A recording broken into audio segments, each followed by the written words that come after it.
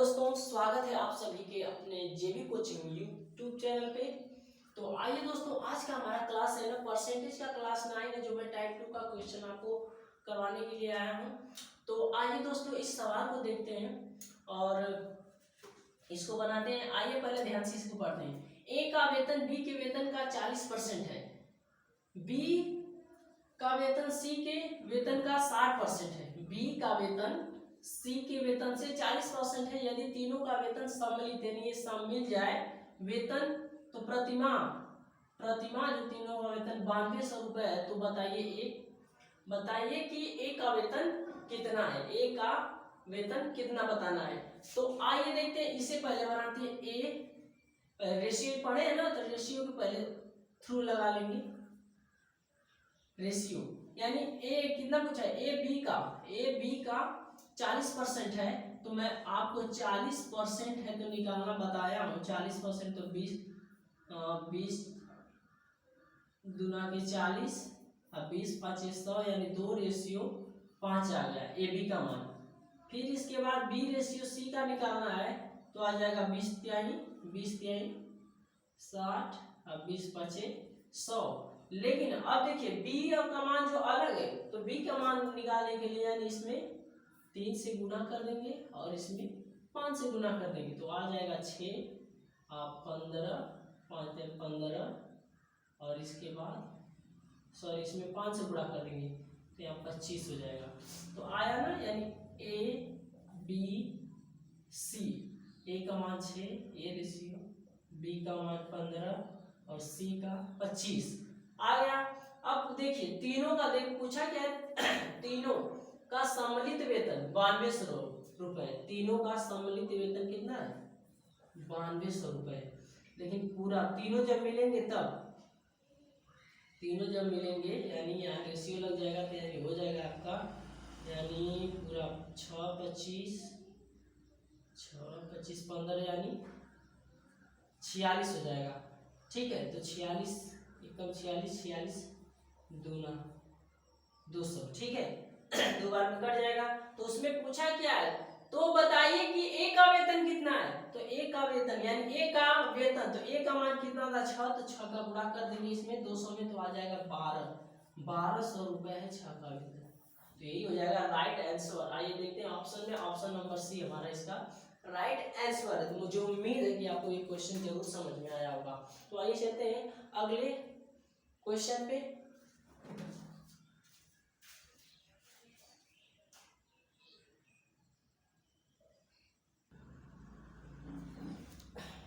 तो आइए दोस्तों बनाते हैं क्वेश्चन नंबर 2 को। ठीक है ना, ध्यान से पहले क्वेश्चन को पढ़ लेते हैं। देखिए कैटरीना के पास कुल 205 रुपए है, जो कि सोनाक्षी के पास कुल रुपए का 12.1/2% के बराबर है बराबर है। बताएं कि सोनाक्षी के पास कुल कितने रुपए हैं, यानी ये परसेंट में। ठीक है, तो इसमें देखिए कैटरीना के पास 205 रुपया है, लेकिन पूछ क्या रहा है कि सोनाक्षी के पास कुल रुपए कितने हैं। तो यानी देखिए जो सोनाक्षी है उसका कुल रुपए का 12 यानी 12.1/2% है, तो यानी उसका रुपए रहा होगा x रुपए, मान लेते हैं x चाहे भी। लेकिन एक बार देखिए यहाँ 100 क्यों माने नहीं है, क्योंकि रियल वैल्यू दिया है 205 रुपए। ठीक है, आप ध्यान दीजिएगा। तो हो जाएगा यानी x यानी x रुपए था, तो इसका 12% 12.1/2% और ये 205 है सोनाक्षी कैटरीना का। लेकिन अब देखिए x बटे यानी 1/8, यानी इसका जो मान होता है 12.1/2% का, देखिए 25/2 यहाँ हो जाएगा परसेंट से यानी 200। ठीक है, तो 25 1 25 25 चौको यानी 25 60 200, तो हुआ ना 1 बटा यानी 12%। याद कर लीजिए, याद हो जाता है करते करते बराबर। अब देखिए इतना तो x बटा 1/8, अब इसमें 200 में गुना कर लेते हैं, तो हो जाएगा 8 गुना के 16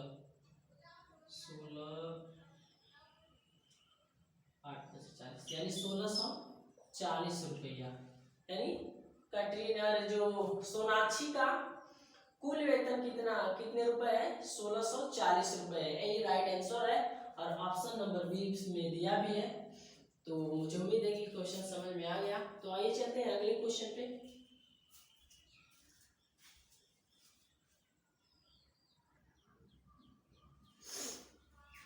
तो आइए दोस्तों क्वेश्चन नंबर 3 देखते हैं, ठीक है ना। एक संख्या में 20% तथा पुनः 20% की वृद्धि की गई है। बड़ी हुई संख्या को कितना प्रतिशत कम किया जाए ताकि यह प्रारंभिक संख्या के बराबर हो जाए। ठीक है, अब इसे ध्यान से देखिए। यानी किसी वस्तु पर यानी किसी संख्या पर यानी 2 बार लगातार घटना घटी है, ठीक है ना। तो कुल वृद्धि पूछ रहा है, कुल वृद्धि, ठीक है। तो पुनः जब आपको बताया था ना A formula a plus B plus A B बटा 100 2 बार है ना। तो 20 प्लस 20 प्लस 20 गुने 20 बटे 100 परसेंटेज। 0 से 0 0 से 0 काट दिया। 20 दुना के 40 यानी 44%। कितना हो गया? 44% की वृद्धि हो गई कुल। अब लेकिन देखिए फिर उसमें 44% की यानी अब ब्याज वाला फार्मूला आपको बताया था ना कि ब्याज यानी मूल्य में वृद्धि 44% हो जाएगी। तो जो खपत में होगी कमी होगी, तो खपत में कमी करने के लिए क्या करेंगे? 44%। तो 44 तो 100 में 44 जोड़ देंगे तो 144% हो जाएगा। और 100 परसेंटेज में लाने के लिए 100 से गुणा कर देंगे।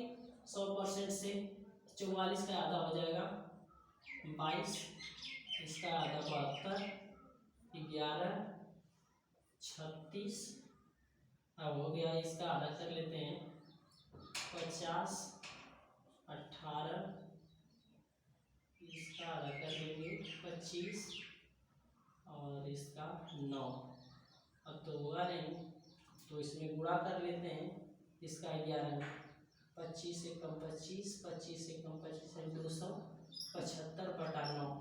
अब इसमें भाग लगा लेंगे तो आ जाएगा 30 5 बटे 9% राइट आंसर हो जाएगा।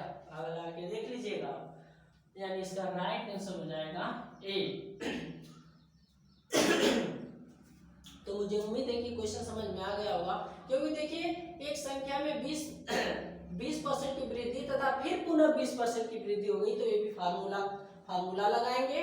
और लेकिन एक बार और इसमें सवाल ये पूछ दिया है कि इसमें कितना प्रतिशत कम किया जाए कि उसकी जो प्रारंभिक संख्या के बराबर हो जाए, ठीक है ना। तो 40% की यानी मूल्य में 40% की क्या होगी वृद्धि। जैसे प्याज वाला फार्मूला आपको बताए थे, प्याज वाले सवाल को उसी तरीके से इसको लगा लेना है, ठीक है ना।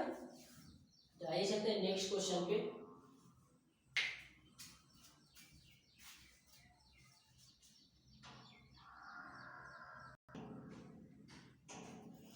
तो आइए दोस्तों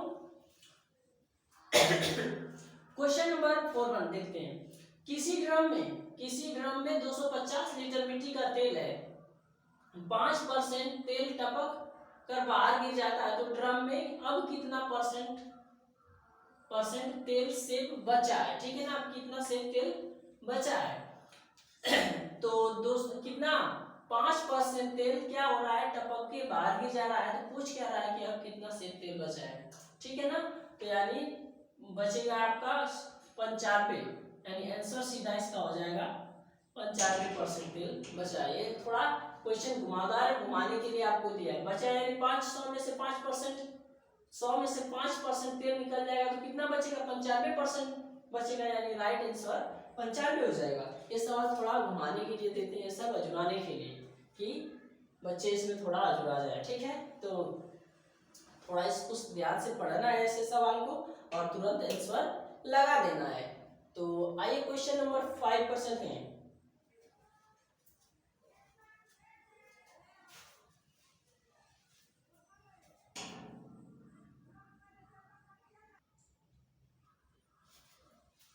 तो आइए दोस्तों क्वेश्चन नंबर 5 है। क्वेश्चन नंबर 5 इसे ध्यान से पढ़ते हैं। और जो लोग दोस्तों हमारे इस चैनल को अब तक सब्सक्राइब नहीं किया वो प्लीज सब्सक्राइब कर लें। और बेल आइकन पे क्लिक कर लें ताकि जो भी मैं वीडियो डालूं तो आपके पास सबसे पहले नोटिफिकेशन पहुंचे। और आप जो मैथ है ना, मैथ को अच्छे से पढ़िए और मैथ से डरिए मत। मैथ कोई बहुत बड़ा चीज़ नहीं है। मैथ को आप ऐसा पढ़िए कि मैथ ही आपसे डर जाए, मैथ ही भागे। तो आइए तो इस सवाल को पढ़ लेते हैं।